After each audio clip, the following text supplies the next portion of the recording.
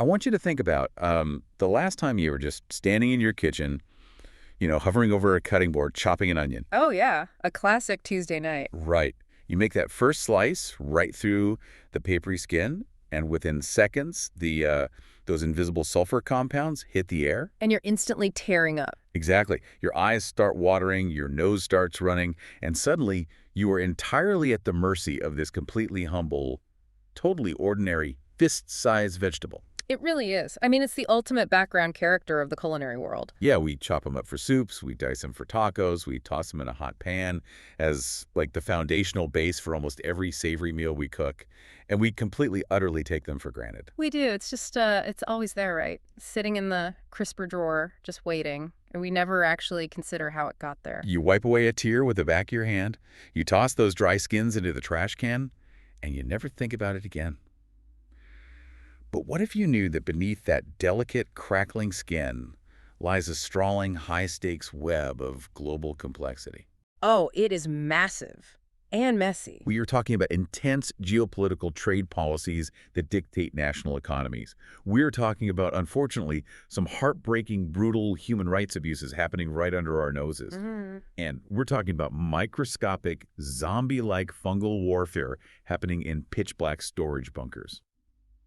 And on top of all that, an incredible story of biological resilience. It's a huge paradox, you know? You have this crop that is simultaneously a marvel of environmental sustainability on one hand, and then on the other, it's the focal point of some of the most severe labor and economic crises in modern agriculture. So today, we are taking a deep dive into the global onion supply chain.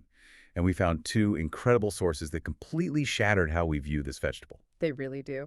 The first is this highly granular, very comprehensive scientific review published in MDPI. It meticulously dissects the South Korean onion industry, which is an industry that is hyper-efficient but currently sitting on the edge of a cliff. Right. It's a fascinating look at just one specific market. And the second source is a wide-reaching, in-depth sustainability report from Impactful Ninja. That one actually measures the exact ethical, human, and environmental footprint of eating onions across the entire globe. And I think the contrast between those two documents is what makes this entire picture so compelling. Oh, for sure. Like the MDPI review gives us this microscopic, almost surgical look at the absolute pinnacle of agricultural engineering in one specific country. Yeah. And then the Impactful Ninja report just zooms way out. You know, it shows us the ripple effects, the human and ecological toll of this crop across the entire planet. Okay, let's unpack this. We're going to figure out how South Korea managed to become the absolute, undisputed world leader in onion production efficiency. And why that very same finely tuned system is currently fracturing. Right. We'll explore the fascinating biological reasons why they're almost entirely dependent on foreign seeds just to grow their own food. We're going to slow down and shine a light on the dark, often ignored reality of global farm labor. Which is heavy, but so important. It is.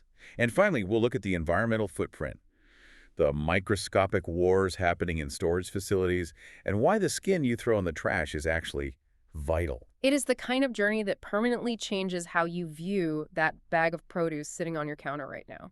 So to really wrap our heads around the global market, we have to start in a place that represents the absolute peak of farming efficiency. We are heading to South Korea. The undisputed heavyweights. This is a domestic industry that is currently facing a massive agricultural crisis. But to understand why they are in crisis, you first have to understand just how incredibly good they are at what they do. And good almost doesn't cover it. I mean, when it comes to squeezing every possible ounce of productivity out of a single plot of land, South Korea is operating in a completely different reality than the rest of the agricultural world. I was reading the numbers in the MDPI review, and my jaw genuinely dropped. Yeah. South Korea has the highest productivity per unit area in the entire world. Yeah, the yield is insane. The source states they yield 7,962 kilograms per 10A. Now, for anyone listening who doesn't use that specific metric, a 10A stands for 10 Rs, which is 1,000 square meters. Right, so roughly a quarter of an acre. Yeah. So they're pulling nearly 8 metric tons of onions out of a space the size of, like, a few tennis courts. Which is just an astonishing density of food. Right. And just to put that density into perspective, let's look at the United States. The U.S. is an absolute agricultural powerhouse, right? Sure. Massive technological resources. Huge farms, yeah. But they only hit 89.3% of South Korea's yield in that exact same amount of space. Oh, Japan is sitting at 61.9%. wow. And then you look at China. China produces a massive, overwhelming volume of the world's onions in total, but in terms of efficiency. They're only at 27.5% of South Korea's output per 10A. That gap is extraordinary. I mean, the fact that a behemoth like China, which produces over 24 million tons of onions globally, is operating at roughly a quarter of the spatial efficiency of South Korea. Yeah, it tells you everything you need to know about the Korean system. They do not have the luxury of endless, sprawling geography like the US or China. They just don't have the space. Exactly. They have limited arable land, so they have engineered their cultivation down to an exact, completely uncompromising science. And this wasn't, an overnight success story. The source traces the history of this dominance all the way back to 1908. That's when onions were first formally introduced there. Over a century ago. Yeah. But the large-scale cultivation really started booming in the 1930s in a specific region called Muon. And then it expanded in the 1940s into Chanyeong. Right, and they brought in a Japanese seed variety called Jusuhong to establish onions as a serious cash crop back then. And they just never looked back. To give you an idea of the scale of growth, the cultivated area went from 7,700 hectares in 1980 to 14,700 hectares by 2020. Almost double. Production skyrocketed from 275,000 tons to over 1 million. So you are looking at a century-long legacy of deep agricultural optimization. Over decades, the farmers in regions like Muon, Hampyeong, and Chanyeong became the absolute masters of this specific crop. They perfected it. They did. They learned the exact chemistry of their soil, they memorized the quirks of their local microclimates, and they pushed the biological limits of the plant to get those 8 tons out of a quarter acre. But here is the massive plot twist that the MDPI review centers on. Despite being the undisputed reigning champions of spatial efficiency, their production is currently sliding backward. Yeah, this is where it gets scary. Over the last decade, from 2014 to 2023, the overall production has decreased by an average of 2.9% every single year. The actual cultivation area, the land dedicated to onions, is shrinking by 3.1% annually. Consistently shrinking. And in 2021, the bottom just completely fell out. Production plummeted an astonishing 24.2% in a single year. I mean, a nearly 25% drop in a staple crop is not just a bad season. That is a systemic fracture. That is the kind of shock that threatens national food security. The way I was visualizing this while reading the report is like looking at a Formula One race car. Oh, that's a good comparison. Right. South Korea's onion industry is engineered for absolute maximum performance and speed. It is stripped down, it is fine-tuned, and it pushes the absolute limit of physics to win the race. Yep. But a Formula One car is inherently fragile. It requires a perfectly smooth track. The moment it hits a patch of rough weather or like a tiny pebble gets in the gears, the whole highly tuned system spins out and crashes. It just shatters. But wait, if they are literally the best in the world at growing these onions, if they have a century of institutional knowledge, why are farmers actively abandoning the crop? Why are they just giving up the cultivation area? Well, because high yield inherently requires highly stable conditions. The very factors that allowed South Korea to achieve those record-breaking numbers have slowly morphed into their greatest liabilities. Interesting. Yeah, the MDPI review explicitly points out that South Korea's dropping yields are heavily, directly tied to rising winter temperatures and erratic precipitation. So the climate is the pebble on the racetrack. Precisely. Onions in South Korea have a very specific, very long growing season that actually extends right through the winter. Through the winter. Yeah, which makes them incredibly sensitive to unpredictable weather patterns. When you are maximizing your yield to nearly 8,000 kilograms per 10A, your margin for error is exactly zero. Zero room for mistakes. Right. A slight unexpected shift in winter temperatures, a rainy season that lasts a week too long, a sudden cold wave, or a typhoon, all of which have increasingly hit Korea in recent years. Yeah, we've seen that on the news. It completely disrupts the exact environmental parameters those plants need to survive. It's a biological tightrope. It is. And on top of that severe climate shock, you have a secondary crisis, skyrocketing labor costs and massive rural labor shortages in South Korea. Of course. Who's doing the work? Exactly. So when the climate shifts even slightly and damages the crop, and the farmer doesn't have access to affordable labor to rapidly respond, manage the fields, or harvest under stress, the high-yield system simply collapses. They just can't keep up. The farmers sit down, they look at the astronomical risk, they look at the rising costs of paying workers, and they make the rational economic choice to just walk away. they plant something safer, hence the shrinking cultivation area. And what makes this vulnerability so deeply concerning is that the fragility isn't just about the changing weather outside the plant. It is quite literally baked into the DNA of the onions they are putting into the ground. The seeds. Yeah, they are the best in the world at growing the crop, but they do not own the blueprints for it. This brings us to one of the most critical yet rarely discussed vulnerabilities in global agriculture: intellectual property in the form of seeds. The statistic from the MDPI review on this is mind-boggling. 70% of South Korea's domestic onions rely on foreign seed varieties. 70%. Let me repeat that for you listening. 70% of the onions grown by the most efficient farmers on Earth start from imported seeds. And predominantly, they're relying on Japanese varieties, specifically one highly coveted variety called Chanjuang. To understand why, you have to look back at the history you mentioned earlier. In the 1940s, when they were really trying to establish this industry, they experimented with American seed varieties. Oh, I didn't know that. Yeah, but the American seeds just didn't work in the Korean climate. They bolted, meaning they prematurely flowered during the winter instead of forming a bulb. Which ruins the crop, obviously. Exactly. But the Japanese varieties, like Chanjuang, were perfectly adapted to the East Asian winter climate. They thrived. But now, decades later, that historical, pragmatic choice has cemented into a massive, heady reliance. But wait, it's 2026. We have incredibly advanced genetics. We have massive agricultural research budgets and technological infrastructure in South Korea. We do? Why can't they just fast-track their own breeding programs? Why are they still writing checks for Japanese seeds every single planting season? It all comes down to the fundamental biology of the plant itself. Onions are what botanists call biennial outcrossing crops. Okay, let's break that down. Biennial means they take 2 years to complete their life cycle. Exactly. Unlike an annual crop like wheat or corn or beans, where you plant a seed, it grows, and you harvest a new generation of seeds all in a single season. Sometimes multiple times a year if you use a greenhouse, right? Right. But onions take twice as long. In the first year, the onion plant grows the bulb, the part we eat. But if you want seeds, you can't harvest it. You have to leave it in the dirt. You have to let it overwinter, survive, and then in the second year, it finally sends up a stalk and produces a flower that creates seeds. So immediately, your breeding cycle takes twice as long. So a 10-generation breeding experiment that takes 10 years for corn takes 20 years for an onion. Right. And then you add the second part of that term, outcrossing. This means that an onion flower typically cannot fertilize itself effectively. Okay. It requires pollen to be carried by insects from a completely different onion plant. Oh, so the genes are constantly mixing. Because the genetics are constantly mixing with outside pollen, stabilizing a specific, desirable genetic line, like creating an onion that is perfectly round or stores well for 6 months, is incredibly difficult and chaotic. You are constantly fighting the plant's natural urge to mix its genes. So it's a biological bottleneck. Yeah. It's not a lack of effort or funding. It's the fact that the plant stubbornly refuses to be rushed. South Korea is trying, to their credit.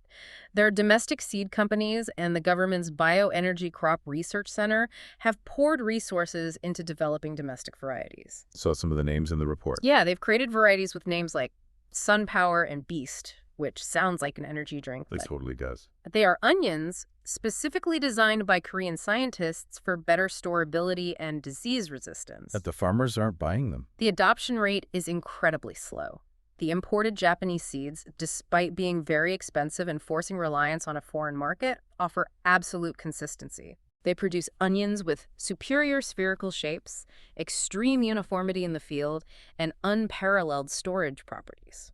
Put yourself in the shoes of Farmer Lee in Muon. Okay. You are facing rising labor costs, and you know a sudden winter freeze might wipe out your crop. Are you going to take a risk on a new, unproven domestic seed variety just to be patriotic? No way. Or are you going to buy the expensive Japanese seed that guarantees the exact uniform shape and long storage life that the supermarket distributors demand? You're going to buy the sure thing. You have a family to feed. Yeah. You can't gamble your entire livelihood on an experimental seed. Exactly. You buy the Japanese seed. And this heavy reliance on imports doesn't just stop at the microscopic level of the seeds. It bleeds entirely into the macroeconomics of the mature vegetables themselves. How so? Well, because the domestic production fluctuates so wildly due to the weather and the shrinking farm area we talked about, the South Korean government has to aggressively manage the national supply to keep prices stable for the everyday consumer. Which introduces us to the TRQ system, the tariff rate quota. Yes. The TRQ system is essentially an economic pressure valve managed by the government. When domestic production drops like that 24.2% plummet in 2021, the price of domestic onions skyrockets because supply is low. Basic supply and demand. To prevent massive food inflation, the government opens the TRQ valve. They allow a specific quota of imported onions to enter the country at a drastically lowered tariff rate. So they just flood the market. This floods the domestic market with cheap onions, diluting the supply and forcing the overall prices back down. And we see the extreme, shocking result of this valve being opened in the 2023 data from the MDPI review. In 2023, South Korea's onion exports completely collapsed. It was staggering. They plummeted to just 106 tons. Just to put that number in perspective, the year before they exported 99,506 tons. Yeah, they essentially ceased to exist as an exporter. Meanwhile, imports, which are mostly incredibly cheap Chinese onions, surged to 113,902 tons. And this is where the economics get incredibly fraught. Let's walk through what happened there. During the storage season in 2023, the government applied a 50% TRQ tariff to those Chinese imports. Okay. That specific tariff rate brought the wholesale market price of Chinese onions down to roughly 850 Korean won per kilogram. In US dollars, that's about 64 cents a kilo. Which is fantastic if you're a consumer walking into a grocery store trying to feed your family during global inflation. I mean, 64 cents a kilo is incredibly cheap. It's an absolute necessity for the consumer. The TRQ acts as a vital shock absorber, but think about what that does to Farmer Lee. Oh, man. He managed to survive the bad weather, he paid the high labor costs, he paid a premium for the Japanese seeds, and he finally harvests his crop. But now he has to compete with a flood of Chinese onions priced at 64 cents a kilo. He can't win. He can't sell his onions abroad because the domestic policy fundamentally kneecaps the country's export competitiveness. The entire system prioritizes domestic price stabilization over maintaining any sort of international market presence or protecting the profit margins of the local farmer. So they are completely boxed in. They can't export because they need to feed their own people at a reasonable price. They have to import massive amounts of cheap product from China just to keep the shelves stocked and inflation down. And the actual onions they do manage to grow are grown from seeds they're forced to buy from Japan. It is an incredibly precarious, deeply stressful balancing act. And that precarious balancing act, especially the heavy reliance on cheap imported onions from places like China or Mexico to drive down retail market prices, reveals a much broader and frankly much darker global truth about this specific industry. Yeah, this is where the story shifts from agricultural science into a deeply concerning human reality. The economic pressures that force a highly developed, technologically advanced country like South Korea to import cheaper onions from abroad highlight a fundamental global truth. Onion farming is grueling, brutal, low-margin work. It really is. When market prices are artificially squeezed at the retail level to protect the consumer, the human beings at the absolute bottom of the supply chain, the ones physically pulling the food out of the dirt, are the ones who pay the ultimate price. The impactful Ninja Sustainability Report steps away from the yield metrics and dives deeply into the social and economic conditions of global onion farming. And the statistics they found are profoundly sobering. Honestly, they are horrifying. Globally, the report notes that an onion farmer sometimes receives only 20% of the customer's dollar. 5%. If you go to the store and buy a bag of onions for $1, the farmer who grew it gets 20 cents. There's almost zero transparency on where the other 80 cents goes. It just vanishes into the supply chain. It disappears into the pockets of distributors, packing houses, shipping companies, and supermarket retail margins. And as a direct mathematical consequence of surviving on 20 cents on the dollar, 20% of all onion farmers globally live below the poverty line. And extreme poverty, historically and currently, inevitably breeds exploitation. When a family cannot survive on the wages of the adults, the entire family structure is forced into the fields. It breeds rampant child labor. Yes. The report specifically highlights Paraguay, where an estimated 5,937 children are currently working in the onion industry. And over half of those children are being paid less than the legal minimum wage. Which is already a poverty wage. Exactly. Mexico also sees exceedingly high documented rates of child labor in this specific agricultural sector. And lest anyone listening thinks this is only a tragedy happening in developing nations far away, the report brings up a massive recent criminal case right in the United States. Yes, Operation Blooming Onion in the state of Georgia. This is a crucial case study in how vulnerable this specific supply chain is to severe events. This was a massive federal investigation that uncovered horrific modern-day human trafficking operating right out in the open. It's unbelievable. Criminal networks exploited the H-2A agricultural visa program. They smuggled migrant workers into the U.S., confiscated their passports, and forced them to dig onions out of the baking Georgia soil by hand. By hand. The workers were paid 20 cents for an entire bucket of onions. They were held in unsanitary, cramped camps, surrounded by electric fences. They were subjected to physical violence, rape, and kidnapping if they tried to escape. The conditions in these camps were so brutal, so devoid of basic human necessities, that it led to the deaths of at least 2 workers. I really had to stop and reflect when I read this part of the source. We hear a lot of campaigns about blood diamonds or the push for ethical coffee and fair trade chocolate. Right, those are huge movements. But you never, ever hear a consumer campaign for ethical onions. Why is this completely basic, staple vegetable sitting in almost every kitchen on Earth so deeply susceptible to human trafficking and severe labor abuse? It's a profound question, and it really gets to the heart of the intersection between our retail expectations and the physical reality of agriculture. It essentially comes down to 2 intersecting factors: extremely low retail price expectations and exceptionally high manual labor requirements. The razor-thin margin. Exactly. Consumers expect an onion to be cheap. It's viewed as a base ingredient, a background flavor, not a luxury good like a high-end coffee bean or a cacao pod. Right, you don't savor an onion the way you do a piece of chocolate. But you have to remember how onions grow. They grow underground. While a wealthy nation like South Korea might use highly engineered systems and some mechanization, in many parts of the world, and even in parts of the U.S., as we saw with the cartel in Georgia, mechanical harvesting isn't always viable or chosen. Why not? Well, the specific terrain, the particular variety of delicate sweet onion being grown, or simply a farm's lack of capital to buy million-dollar tractors, means that these underground bulbs have to be dug up by human hands. Think about the physical toll of that.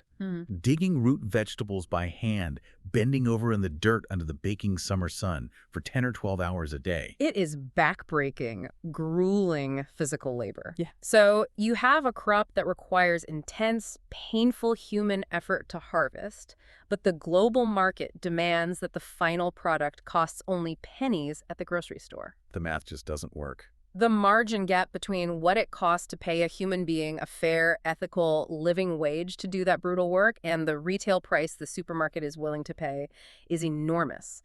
When mechanical harvesting isn't there to fill that efficiency gap, human exploitation fills it. That makes horrifying sense. The traffickers in Georgia weren't just exploiting vulnerable migrants, they were exploiting the grim economic reality of a supply chain that demands artificially low prices at all costs. It completely changes the way you look at the produce aisle. You see a bag of onions on sale for $2, and you suddenly have to wonder who subsidized that discount. Did a farmer in Mexico lose money on it? Did a child in Paraguay harvest it? Did someone in a forced labor camp surrender their freedom so I could save 50 cents on taco night? Which is exactly why the impactful Ninja Report strongly advocates for a shift in consumer behavior. They stress the importance of looking for fair trade certifications, or better yet, sourcing locally from trusted, transparent farms or farmers markets whenever possible. A direct connection. Yes. It is currently one of the only ways a consumer can demand supply chain transparency and ensure that the people pulling the food from the earth are seeing more than 20 cents of that dollar. Okay, so if the social and human cost of the onion is so brutally high, you would logically expect its environmental cost to be an absolute disaster as well. Usually, industries that exploit human beings to save pennies are also strip mining the earth to maximize profit. That's usually the pattern, yes. But here, nature tells a very different, somewhat paradoxical story. This is where the onion becomes truly fascinating from a scientific and sustainability perspective. It is an environmental bundle of extreme contradictions. Let's start with the good news. Let's look at the carbon footprint. According to the Impactful Ninja data, the carbon footprint of an onion is incredibly low. Really low. We are talking 0.11 kilograms of CO2 equivalent per pound of onions produced. That is less than half the emissions of growing lettuce. It is a tenth of the emissions of a cucumber. To produce a mass-market, globally consumed crop with a carbon footprint that small is a massive agricultural victory. And it gets better. Yeah. They use very few pesticides compared to other crops. The Environmental Working Group puts out an annual report called the Clean 15. I've heard of that. Yeah, it's a list of the conventionally grown produce items that have the lowest amounts of pesticide residues. Onions rank 4th on the entire list. And as we discussed with South Korea, their land efficiency is fantastic. Globally, they yield 18 to 40 tons per hectare. Right. So you have a crop with low carbon emissions, very low pesticide use, and low land use. On paper, it sounds like an absolute environmental superhero. It does sound perfect until you look at the water and the soil. Right. While I was reading this section, I realized a better way to think about the onion isn't as a superhero, but as a leaky bucket. Oh, I like that. It doesn't cost much carbon to make the bucket, but once it's in the field, it constantly, quietly drains the resources around it. Onions are incredibly thirsty. They require about 30 liters of water just to produce a single 4-ounce serving. And here's the mechanical issue. They have very shallow, inefficient root systems. They can't reach deep into the earth to tap into groundwater like a deep-rooted tree or shrub. They're just sitting near the surface. Exactly. They need constant, highly specialized drip irrigation right at the surface of the soil. And this biological quirk gives them a disproportionately high blue water footprint. To clarify that term for you listening, the blue water footprint refers specifically to surface and groundwater resources. This is water that has to be actively pumped by humans from lakes, rivers, or underground aquifers to water the crop. It's not just rain. Right. This is in contrast to green water, which is just natural rainfall soaking into the soil. Because of those shallow roots, onions can't just rely on occasional rain. They need constant pumped blue water. The global average blue water footprint for onions is 42 cubic meters per ton. That's a lot of pumped water. That is a massive, significant drain on local water tables, especially in arid regions. And then there's the soil degradation issue. To get those high yields, especially in places that aren't hyper-optimized like South Korea, they require heavy applications of synthetic nitrogen fertilizers. Furthermore, the report details that in many regions, onions are grown on what is called muck soil. Muck soil is a very specific type of environment. It is essentially drained marshland or swampland. It is incredibly rich, dark, and packed with ancient organic matter. It's fantastic for growing vegetables. But there is a fatal flaw when you farm it. The source notes that when onions are grown on muck soil using conventional tilling, meaning tractors turning the soil over and breaking it up to harvest those underground bulbs, it causes severe degradation. It just destroys it. Exposing that delicate, drained organic matter to the air causes it to oxidize and literally blow away.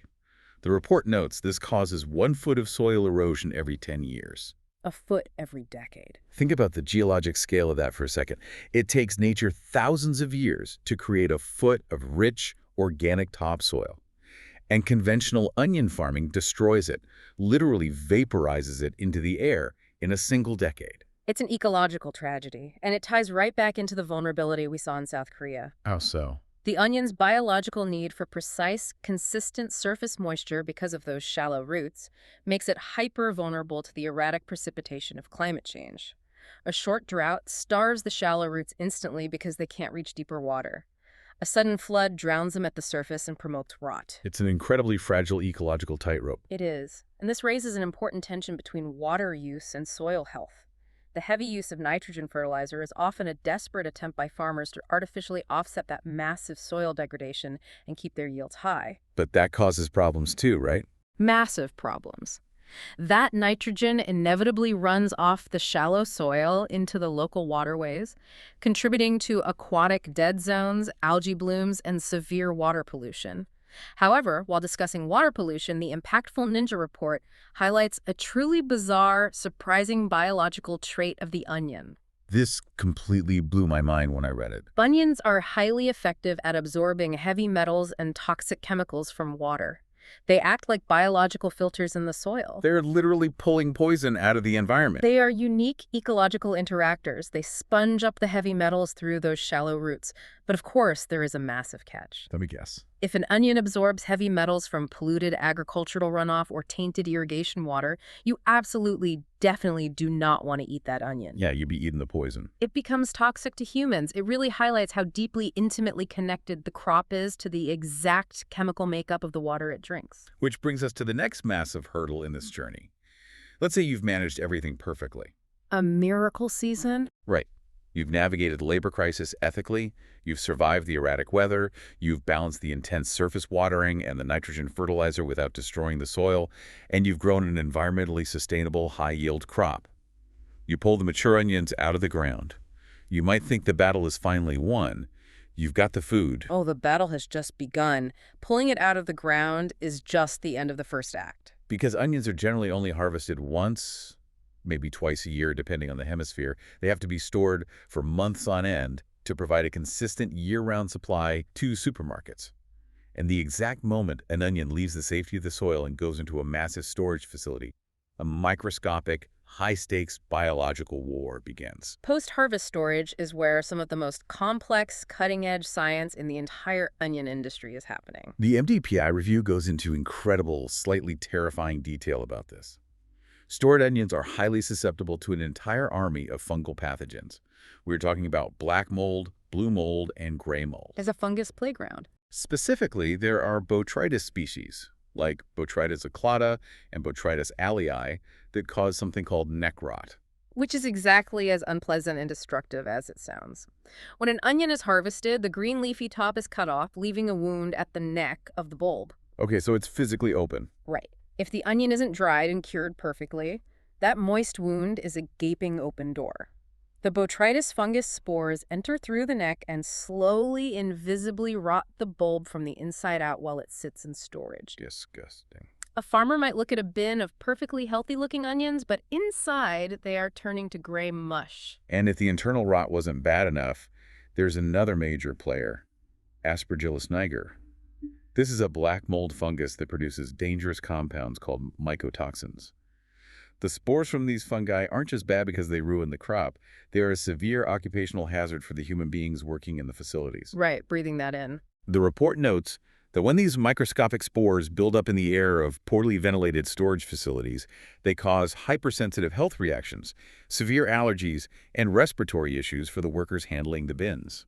You have an enclosed, dark environment filled to the brim with biological dust. I picture it exactly like a zombie apocalypse movie. You have thousands of healthy, pristine onions locked safely in a dark underground bunker. But one infected onion with neck rot gets inside the bunker. Patient zero. Exactly. It starts growing gray mold, it releases millions of invisible spores into the ventilation system, and suddenly the infection spreads from bin to bin, silently wiping out the entire bunker population. It's a total nightmare for the farmers. But how do they fight this? The traditional methods mentioned in the sources seem highly problematic. They mention curing the onions with heat, strict temperature control, and just dumping synthetic chemical fungicides on them. Which no one wants on their food. Right. If chemical fungicides leave dangerous toxic residues on the food we eat, and the fungal pathogens are rapidly building genetic resistance to the chemicals anyway, how do we stop the zombies without poisoning the food supply? That is the million-dollar question for agricultural scientists right now. The fascinating shift detailed in the research is the move toward biocontrols. Biocontrols. Yes. Instead of using synthetic toxic chemicals, scientists are using beneficial microbial antagonists to fight the pathogenic fungi naturally. They're fighting fire with fire, or rather fighting microbes with other microbes. Walk me through how that actually works. The MDPI review specifically mentions a biocontrol agent called Trichoderma harzianum. This is a naturally occurring beneficial fungus. When scientists apply this to the onions, the trichoderma actually seeks out and parasitizes the bad molds like botrytis. Wait, it eats the other mold. It wraps around the pathogenic fungi, secretes enzymes that dissolve their cell walls, and literally eats them. By treating the onions with a biological control agent like this, researchers saw a massive reduction in post-harvest rotting. In some studies, reducing losses by up to 40%, and it does this without leaving any toxic chemical residues on the food for the consumer. That's amazing. They are also experimenting with organic fumigation techniques, like thermal fumigation, which uses powerful volatile compounds derived from thyme oil to naturally suppress mold growth in the air. So they are using weaponized essential oils and cannibalistic fungi to save the onions. I love it. It's brilliant. It is highly effective, cutting-edge biology. But here is the most incredible, mind-bending part of the MDPI findings regarding storage. The physical environment that the onion grows in out in the field actually dictates its internal biological ability to survive this post-harvest zombie apocalypse months later. So the weather acts like a biological training ground. Exactly. Let's look back at Muon in South Korea, that powerhouse region we discussed at the start. We know they get incredible yields. But the researchers found that Muon's specific, unique climate, which features slightly higher winter temperatures, but critically less late spring rain compared to other regions. So it's a bit drier. Yeah, and that creates a very specific, mild environmental stress on the plant as it grows. This mild stress biologically programs the onion to adapt and protect itself. Oh. As a direct result of that specific weather, onions grown in Muon develop more layers of scales. The scales themselves are physically thinner and much more tightly packed together, and the internal flesh of the bulb has the highest concentration of compounds called flavonoids. Flavonoids being the natural antioxidant compounds. Right, and those tightly packed physical scales and high levels of chemical flavonoids act as natural biological armor plating. The onion is biologically, structurally better equipped to fend off those fungal pathogens in the storage bunker purely because of the mild drought stress it experienced in the microclimate it grew in. That is deeply fascinating. To prove this, the researchers compared them to onions grown in a region called Jechen, which has different wetter weather patterns. The Jechen onions had the lowest levels of phenolics and flavonoids, making them significantly softer and more vulnerable to rot in storage. So the weather doesn't just dictate how big the onion gets or how many tons you can harvest. The weather actually writes a defense code into the plant's cellular biology. And the farmers in Muon take it a step further to help the plant out. They utilize something called biodegradable film mulching on the surface of the soil. What does that do? They lay down a thin, biodegradable film over the dirt. This not only boosts soil health and prevents weed growth, but it keeps the soil temperature and moisture environment perfectly optimal during those stressful weather periods. This further strengthens the root development and the final structural quality of the bulb. So they're working with the stress, not just fighting it. It is a perfect, harmonious synergy of natural microclimate and advanced, sustainable farming practice, resulting in a biologically superior, armored, storage-ready onion. Okay, we are nearing the end of the journey here. Let's look at this final stage. We have seen the incredible, century-long hyper-efficiency of the Korean farmers. We've navigated the precarious economics of the TRQ trade valve and the biological bottleneck of relying on Japanese seeds. We've covered a lot of ground. We really have. We've reckoned with the dark, brutal reality of human trafficking, child labor, and backbreaking manual harvests. We've balanced the tiny carbon footprint against the massive water drain and the destruction of the muck soil. And we've survived the microscopic zombie fungal wars in the storage bunkers using biocontrols. And all of this leads to the grocery store. Right. All of this massive global scientific, economic, and human effort culminates in one place, the consumer's kitchen. And what do we do with this hard-fought vegetable? We throw a shocking, completely unjustifiable amount of it straight into the trash. The numbers in the report are infuriating.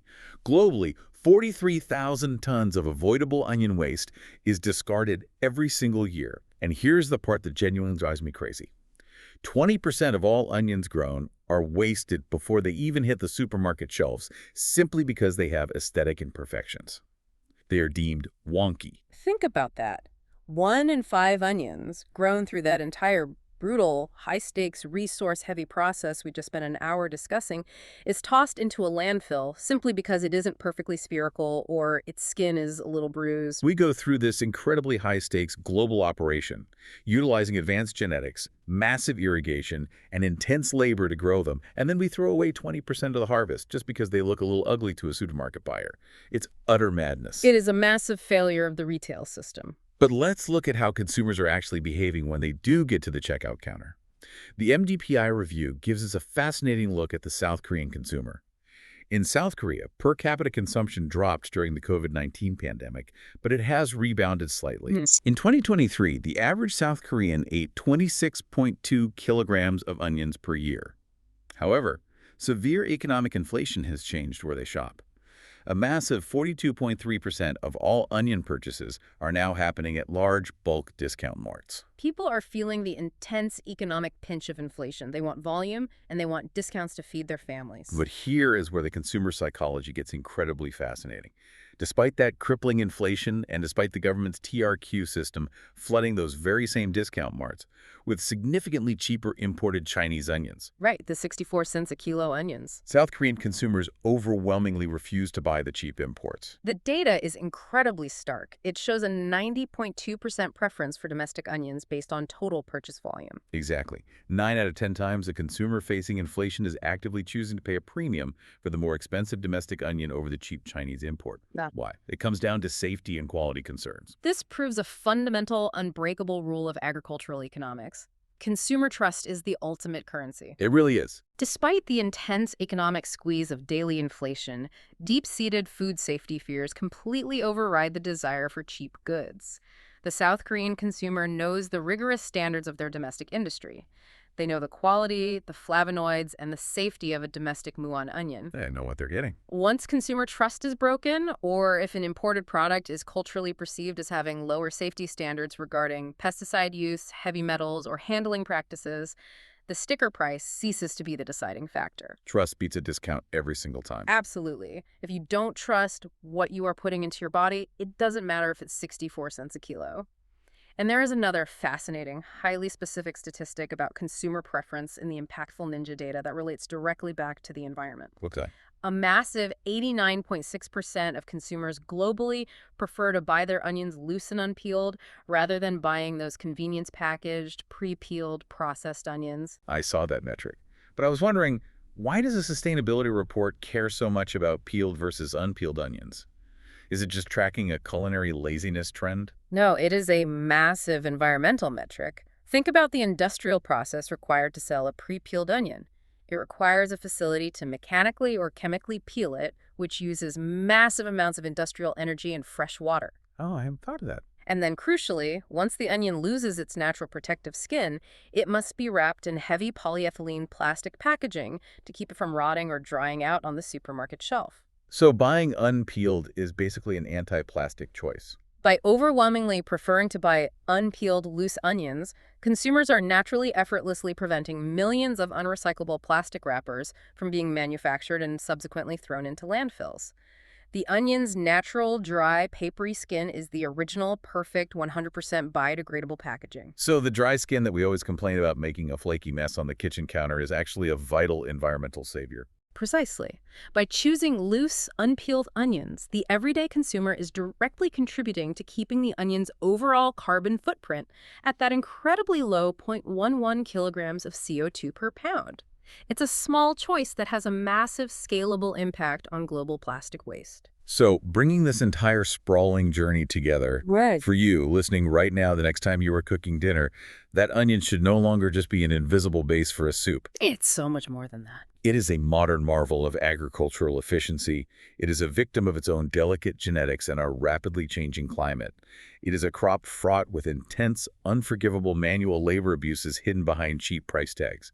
And yet it is a surprisingly sustainable, low-carbon food, provided you make the choice to buy it loose, unpeeled, and locally sourced to ensure fair labor practices. It really is the entire complexity of the modern world wrapped up in concentric layers. I want to leave you with one final thought to mull over, something that builds on what we discussed earlier about water.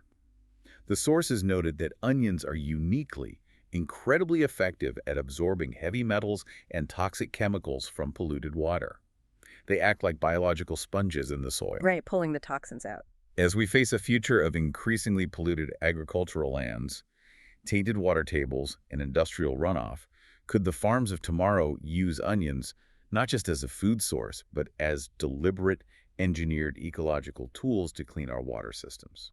You could envision planting entire fields of them in toxic areas solely for environmental remediation, pulling the heavy metals out of the earth. Exactly. But if we do that, what on earth do we do with millions of tons of highly toxic, heavy metal-filled onions once they've done their job? Yeah, you can't exactly compost them. We certainly can't eat them. Do we burn them and release the metals into the air? Do we bury them in specialized landfills?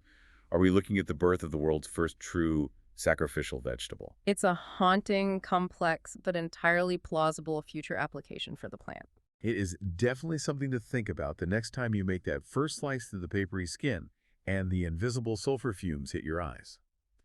The next time you find yourself standing at the cutting board, wiping away a tear, you'll know exactly what you are crying about.